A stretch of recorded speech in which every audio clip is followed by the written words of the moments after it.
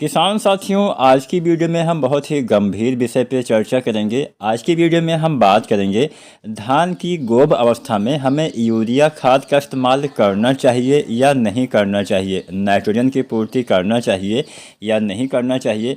अगर हम यूरिया गोब की अवस्था में, जिसको हम कई नामों से भी जानते हैं, गबोड अवस्था, गर्भावस्था, गाबे की अवस्था, तो भले ही आपके वहाँ दूसरे नाम से जाना जाता हो, लेकिन इस अवस्था में यूरिया डालने से क्या हमें फ़ायदा मिलता है और क्या हमें नुकसान हो सकता है, आज की वीडियो में हम इसी विषय पे चर्चा करेंगे। तो आज की पूरी वीडियो के साथ साथियों आप ज़रूर देखिएगा।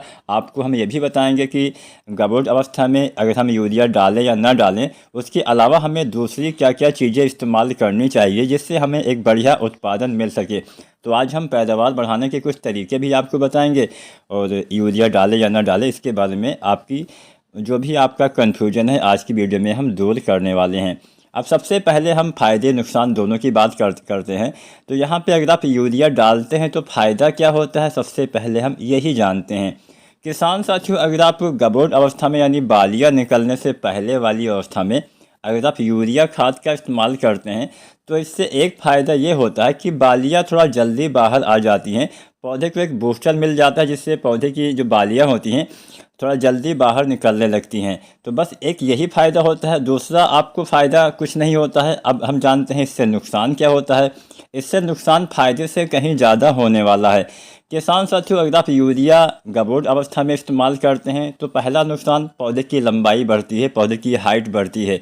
जब पौधे की हाइट बढ़ती है तो उससे क्या नुकसान होता है, हमारी फसल गिरने के प्रति कम सहनशील हो जाती है, हमारी फसलें जल्दी गिर जाती हैं, तने पतले कमज़ोर हो जाते हैं, फसल गिरने की संभावना बढ़ जाती है।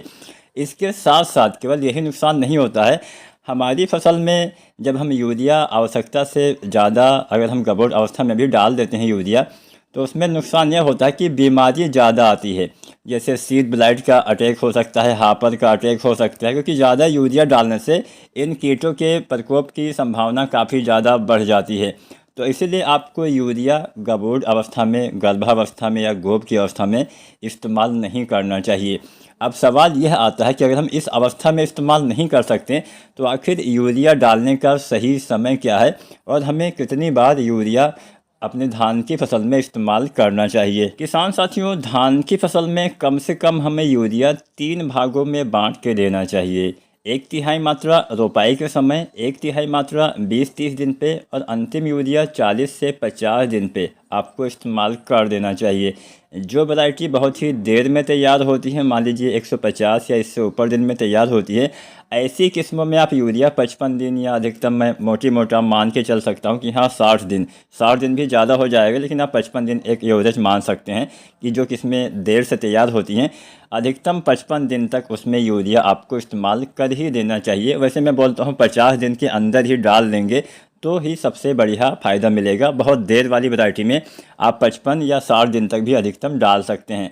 तो ये तो बात हो गई कि हाँ हमें अधिकतम कितने दिन तक यूरिया हमें अपने धान की फसल में, ये जो हमने समय बताया है ये रोपाई से हमने बताया है कि धान की रोपाई के बाद अधिकतम 50 दिन तक आपको यूरिया डाल देना चाहिए। जो वैरायटी बहुत ही देर से तैयार होती है ऐसी किस्मों में आपको यूरिया आप चाहें तो 55 दिन या अधिकतम 60 दिन तक भी इस्तेमाल कर सकते हैं।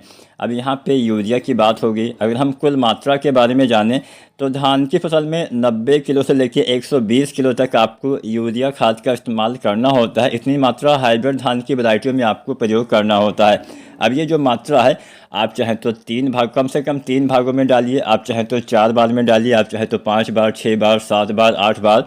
अगर आपकी हल्की वाली मिट्टी है जहाँ पे बहुत जल्दी पानी सूख जाता है, तो ऐसी मिट्टी में होता क्या है कि हम जो खादों का इस्तेमाल करते हैं, खासकर ऐसी खाद जो बहुत जल्दी पानी के साथ घुल जाती है, उसमें यूरिया सबसे ज़्यादा जल्दी घुलती है और बहुत जल्दी नीचे भी चली जाती है।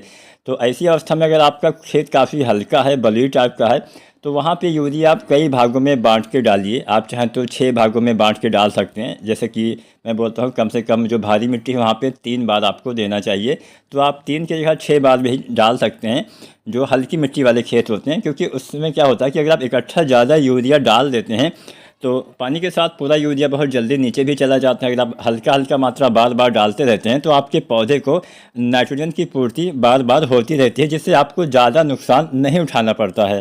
अब यहाँ पे मैंने आपको बताया कि यहाँ 50 दिन के अंदर यूरिया डालना है और कम से कम 3 भागों में बांट के डालना है। अब यहाँ पे एक बात का ध्यान आपको यह भी देना है कि जैसा कि मैंने बोला कि 90 से 120 किलो आपको यूरिया देना है, 1/3 मात्रा आपको, मतलब कम से कम 3 बार आप डालेंगे तो 30-40 किलो आता है। लेकिन आपको ध्यान यह देना है कि अगर आप रोपाई के समय DAP डालते हैं या फिर कोई NPK वाली खाद डालते हैं जिसमें नाइट्रोजन की मात्रा पाई जाती है, तो ऐसी दशा में जो हम पहली यूरिया डालेंगे, 1 सप्ताह के आसपास आपको डालना होता है रोपाई के, तो पहली यूरिया की मात्रा आपको आधा कर देना है, 15 किलो अधिकतम 20 किलो, क्योंकि हम DAP डालेंगे उसमें भी नाइट्रोजन मिल जाएगा। और या फिर हम NPK 12-32, 16, 10, 26, 26, 14, 35, 14, 20, 20, 0-13 वगैरह डालेंगे तो उससे भी आपके पौधे को नाइट्रोजन की कुछ मात्रा मिल जाएगी। तो इसलिए पहली मात्रा अगर आप DAP या फिर NPK डालते हैं तो आधा कर दीजिए, यानी 15-20 किलो। और अगर आप SSP यानी सिंगल सुपर फास्फेट के साथ रोपाई करते हैं तो पहली मात्रा पूरी आपको 30-40 किलो पर एकड़ के हिसाब से डालना है। यहाँ पे हमने जितनी भी खाद की मात्रा बताई है पर एकड़ के हिसाब से ही बताई है। तो अंतिम यूरिया 50-55 दिन तक आपको डालना है, 30-40 किलो मात्रा पर एकड़ से के हिसाब से पर्याप्त रहती है।